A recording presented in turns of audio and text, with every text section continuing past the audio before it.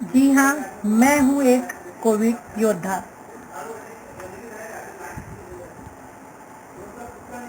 आइए, मैं आपके साथ साझा करना चाहती हूँ अपने अनुभव। सभी मान्यवरों को मेरे आशु खंडेलवाल का एक बार बहुत बहुत नमस्कार। मान्यवरों, आज का जो विषय है थैंक अ टीचर, इस कार्यक्रम के अंतर्गत मी कोविड योद्धा इस संदर्भ में अपने वक्तव्य मुझे पेश करने का यहाँ पे मौका मिला है। मैं आप सबको अपने साथ स्वयं के साथ जिस तरह से इस कुछ समय में घटनाएं घटी हैं, जो परिस्थितियां हुई हैं, उस संदर्भ में कुछ अपनी बात आपके समक्ष रखना चाहूँगी। कुछ समय के बाद पहले ही जब सब माहौल एकदम सही था, हमने कभी सोचा भी नहीं था कि इस तरह से कभी भी कोई एक वर्ल्ड के रूप में, वर्ल्ड के बेस पर इतनी बड़ी देश में आपदा आन पड़ेगी। आज ये जो बहुत बड़ी वैश्विक आपदा जिसे हम कह सकते हैं, पूरे विश्व में जिसने अब सबको अपनी चपेट में घेर लिया है, जी हाँ, जिसका नाम है कोविड-19।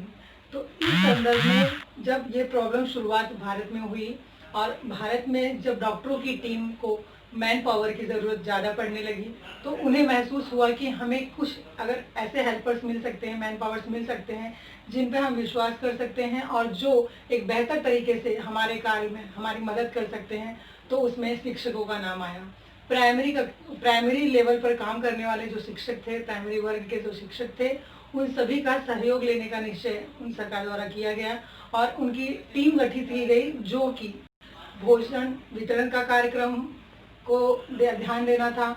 उसके अलावा था सर्वे का काम था, आसपास के क्षेत्रों का सर्वे करना, उसके जो भी जानकारी है उसमें किसी तरह का संदेहात्मक अगर कोई व्यक्ति जो कोविड से रिलेटेड कोई सिम्टम्स दिखता है तो उसकी जानकारी भरकर हमें अपने अपने जो भी हमें केंद्र दिए गए थे, स्वास्थ्य केंद्र, वहाँ पर सबमिट करना था।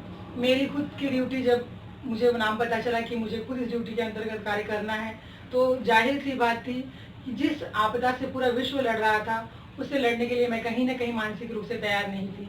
पर मैंने यह देखा कि वो भी तो एक व्यक्ति ही है, वो डॉक्टर भी तो एक व्यक्ति ही है, जो अपनी इस फर्ज को अंजाम देने के लिए अपने आप को उसने भी दांव पर लगाया हुआ है।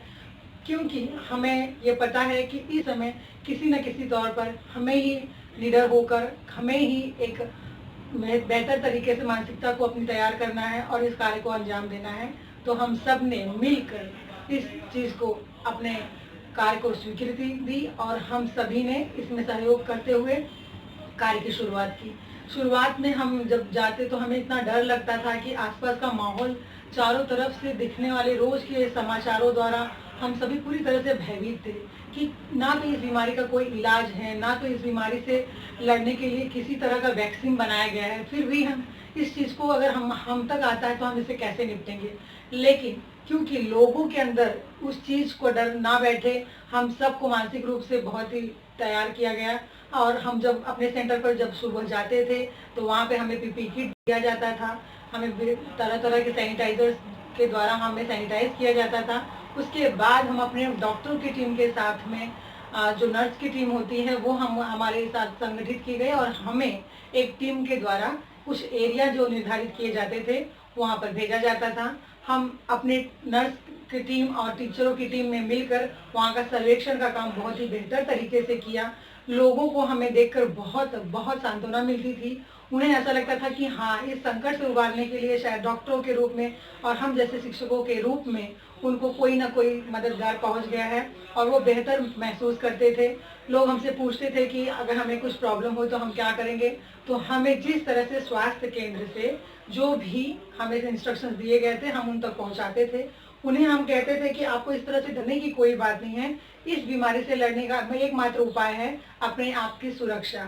जी हाँ, लोगों से सोशल डिस्टेंसिंग बनाए रखना, मास्क का उपयोग करना, सैनिटाइजर का उपयोग करना, जो भी बाहर से वस्तुएं आप घर में ला रहे हैं उसे पूरी तरह से साफ सुथरा करके उपयोग करना। इस तरह की बहुत सारी चीज़ें जो हमें इंस्ट्रक्शंस में बताई जाती थी हम लोगों तक पहुंचाते थे। कार्यकाल का दौरान लगभग 1.5 महीने का था।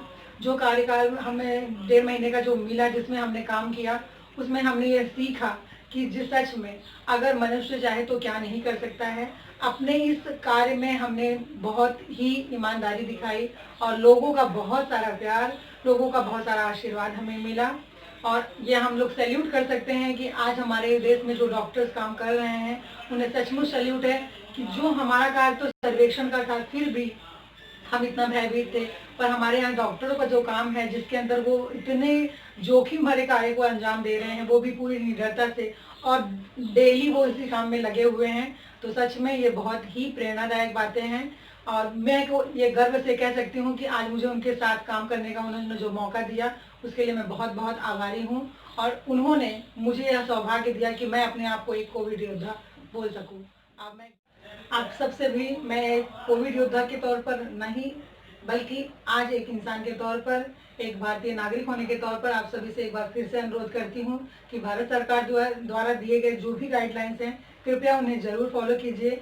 आप भी एक कोविड योद्धा हैं क्योंकि आप अपने परिवार की रक्षा कर रही हैं। कहीं ना कहीं हम सभी एक कोविड योद्धा बनकर ही इस महामारी से छुटकारा पा सकते हैं। तो आइए साथ में मिलकर इस कोविड योद्धा के रूप में एक सशक्त सेना तैयार करें जो इस महामारी को पूरी तरह से पराजित करके अपने देश को इस महामारी से मुक्त कर सके।